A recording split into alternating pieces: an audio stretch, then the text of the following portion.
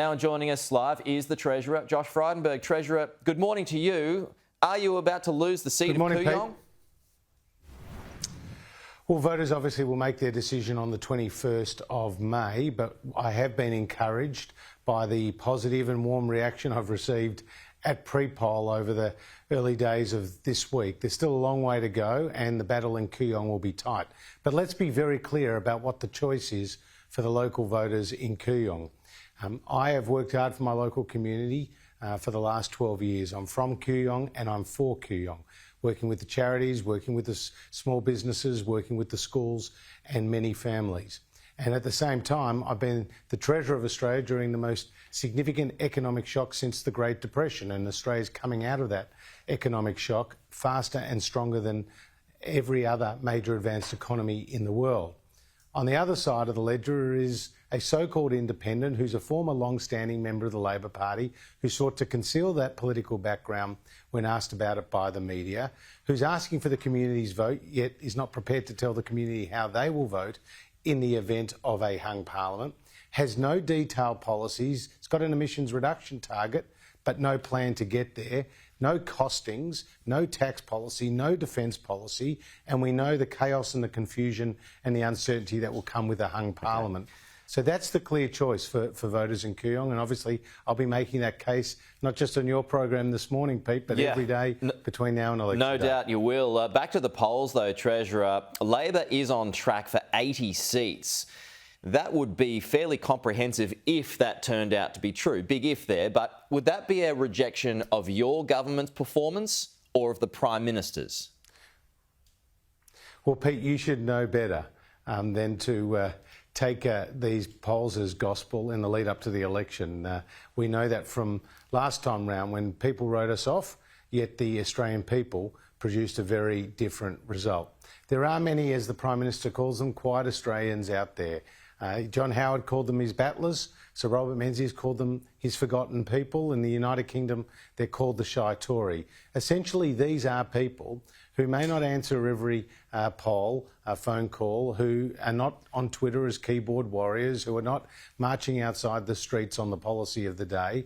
What they are doing is going about their daily lives, getting a good education for their kids, expecting the health system to be there when they need it, saving for their retirement, buying their own home, meeting their mortgage payments, and in many cases running a small business. And they know that Scott Morrison and the Coalition have been the better economic managers. They know that we've got the plan for the future and we've got the record to show for what we can do. How disappointed were you to hear Malcolm Turnbull push for independence, which includes a vote against you in your own seat? I was very disappointed by that because Monique Ryan had called Malcolm Turnbull a national disgrace, and you know I doubt that Malcolm would be wanting to back someone in who called him a national disgrace. Yeah. If you lose the election but you win your seat, do you become the Liberal Party leader? Again, I'm not getting into that game of speculation. What I'm focused on is winning my seat, but more importantly than that, the Coalition retaining government. We have a very strong case for re-election. We put it to the Australian people. And last night in the debate between the Prime Minister and Anthony Albanese, again Australians saw that very clear choice on display. Anthony Albanese's been all at sea when it comes to the critical issue of the economy. He hasn't known the unemployment rate. He hasn't known the cash rate. He's making up his economic policy press conference to press conference. Well, just on one of those points, I've just got to squeeze this one here, Treasurer. Sorry. Anthony Albanese, he wants a 5.1% increase to the minimum wage. He says $1 extra an hour wouldn't damage the economy. Why would it? Well, firstly, his comments have been criticised by independent economists from across the country, and they've pointed to the fact that Anthony Albanese's commitment here would drive up interest rates, drive up inflation and cost jobs. What we do have is an independent Fair Work Commission and a proper process that's been adhered to in the past where they make the judgment based on the economic context of the time and the evidence before them. Anthony Albanese just made policy up on the run, and he's now been forced to backpedal on it. And as the front page of The Australian makes very clear, yes, no, maybe, and even Jim Chalmers said they haven't come up with a mechanism to put Anthony Albanese's flippant comment into practice. So, again, another telling reminder, just a week out from the election, that Anthony Albanese is simply not up to being Prime Minister, simply not up to managing Australia's $2.1 trillion economy. OK, well, on wage rises, where would you like that number to settle? Again, that's a decision for the Fair Work Commission, but I do point out to you we have the highest minimum wage in the world at just over $40,000, and that minimum wage is seeing support for people who need it. But we have an independent Fair Work Commission process, and that used to be the position of the Labor Party until Anthony Albanese made policy up on the run.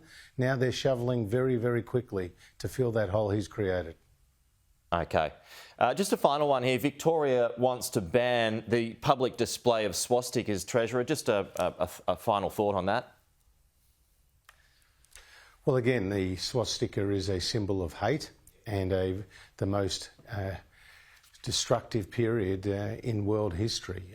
Just an absolute tragedy with so many innocent people losing their lives during the Holocaust. And anyone who seeks to extrapolate, to take that Nazi insignia and to remind people of that terrible past in a way that is designed to promote hatred has no place in our community. So I support the decision.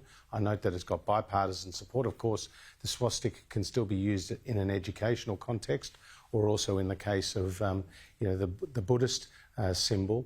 But when it comes to Nazi insignia, they have no place in our society. OK. Treasurer Josh Frydenberg, thanks as always for your time. Thank you.